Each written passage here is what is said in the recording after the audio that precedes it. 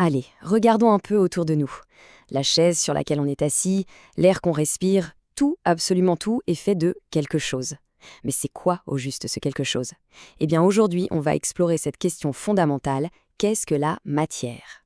Pour commencer, une petite énigme. Quel est le point commun entre la glace, l'eau liquide et la vapeur d'eau? À première vue, on dirait des choses très différentes, n'est-ce pas? Et pourtant, elles partagent un secret essentiel. C'est une question à garder en tête pour la suite. Et justement, pour trouver la réponse, il faut d'abord qu'on s'attaque à un concept clé en science. Alors c'est parti, on plonge dans le vif du sujet. La matière, c'est quoi exactement? La définition est assez simple, mais en fait, elle est hyper puissante. La matière, c'est tout ce qui a une masse, c'est-à-dire la quantité de substance dans un objet, et qui prend de la place, qui a un volume. Un livre, une pomme, une voiture. Et même l'air qu'on ne voit pas. Tout ça, c'est de la matière. Ok, donc cette matière, elle n'existe pas que sous une seule forme. Elle a différents états, comme on dit. On va commencer par le plus facile, le plus évident, celui qu'on peut toucher et sentir sans problème, l'état solide. La grande particularité des solides, c'est qu'ils ont ce qu'on appelle une forme propre. C'est simple, un objet solide, que ce soit un caillou ou un livre, il garde toujours sa forme, peu importe où on le met. On pourrait dire que sa forme, c'est la sienne, et il n'en change pas comme ça.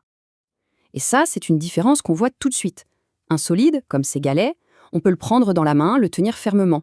Mais si on essaye de faire pareil avec de l'eau, eh bien elle s'échappe, elle file entre les doigts. C'est tout bête, mais c'est vraiment ça la distinction fondamentale entre les deux. Bon, après le solide, passons à l'état suivant. Et celui-là, il est beaucoup plus fuyant. C'est l'état liquide. Alors, c'est quoi la grande différence? Un liquide, il a bien un volume défini. Par exemple, 1 litre d'eau, ça reste 1 litre d'eau.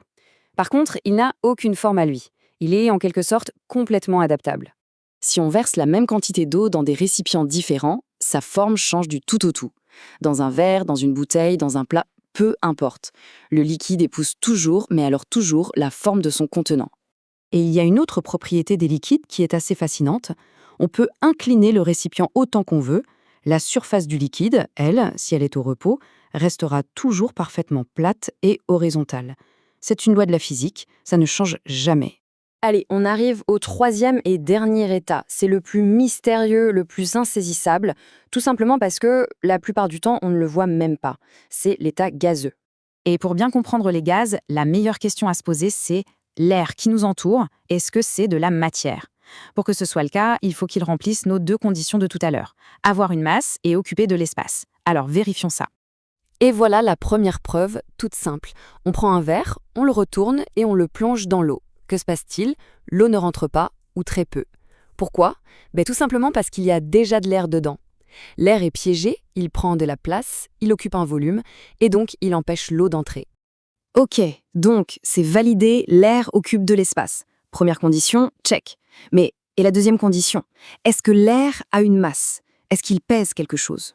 Eh bien, la réponse est oui, et cette expérience le prouve parfaitement. On prend un ballon dégonflé, on le pèse. Ensuite, on le gonfle bien et on le repèse.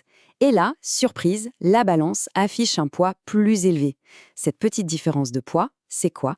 C'est tout simplement la masse de l'air qu'on vient de mettre dedans. Et dans l'exemple tiré de nos sources, cette différence, ce n'est pas rien, c'est 12 grammes. C'est une preuve chiffrée, on ne peut pas la nier. Donc, conclusion, l'air a bien une masse et un volume. C'est donc bien de la matière. Le mystère est résolu. Donc, pour résumer, un gaz, c'est un peu l'électron libre de la matière. Il n'a pas de forme à lui, pas de volume à lui, non. Il fait bien plus. Il prend la forme de son contenant et il s'étend pour occuper absolument tout l'espace qu'on lui donne. Il ne laisse aucun vide. Voilà, maintenant qu'on a bien en tête nos 3 états solide, liquide, gaz, on va pouvoir assembler les dernières pièces du puzzle. Parce que le plus incroyable dans tout ça, c'est que la matière, elle n'est pas coincée dans un état. Pas du tout. Elle peut passer de l'un à l'autre, c'est un vrai caméléon. Et là, on revient à notre toute première question. La glace, l'eau, la vapeur, qu'est-ce qu'elles ont en commun? Eh bien voilà la réponse, c'est la même substance. C'est de l'eau, tout simplement, mais sous des formes différentes. C'est juste la même substance qui change d'état selon la température.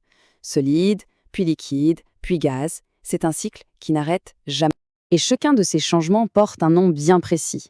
Le passage de solide à liquide, c'est la fusion. De liquide à solide, c'est la solidification. Ensuite, de liquide à gaz, on parle de vaporisation. Et pour finir, le chemin inverse, de gaz à liquide, c'est la condensation.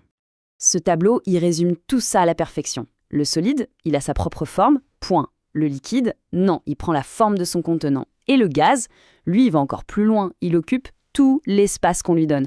C'est vraiment ça la différence fondamentale, la clé pour ne jamais les confondre. Et pour conclure, une petite question pour la route. On sait que la quantité totale d'eau sur Terre ne change jamais. Elle ne fait que voyager et changer d'état. Alors, cette pluie qui tombe aujourd'hui, dans son temps, elle sera où et sous quelle forme? Peut-être dans un glacier, dans un océan ou de nouveau dans un nuage. C'est assez vertigineux quand on y pense, non?